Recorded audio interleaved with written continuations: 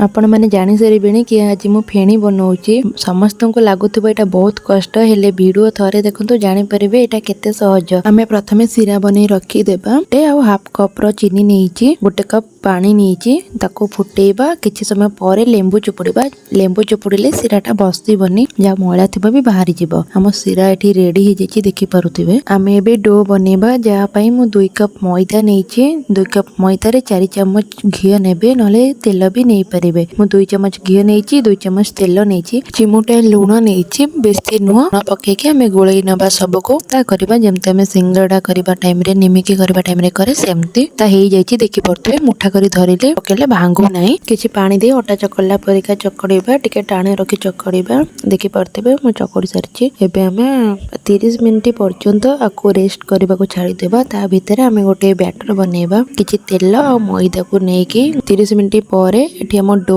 टिके सॉफ्ट हो जाए आम चकड़ी नेबा चकड़ी की गोटे रोल परिका बनईकि किसी गुड़ा करें भी हम एमती भी करें हम एवं आम गोटे रुटी बनला परिका बनवा देखिपे जमी मो रुटी बना जाए सेमती बनई 5टा बनई मैदा और तेलर घोलटा रुटी उपरे देबा देखिपे प्रथम गोटे नहीं घोलटा देके हाथ रे भलसे चारिआडे लगे नेबा तापर आउ गोटे रुटी पकेबा एमिति करे 5टा रुटी पकेबा एबे आमे रोल कर नेबा ताको सब आ किछि पानी दे देबा शेष रे फिटी जिबार थिबो संभावना आ फिटीबनी हल्का हाथ रे गोल कर नेबा से भलसे मिसी जिवो। एबे दुई पट साइड रो किछि काटी नेबा काहे कि ना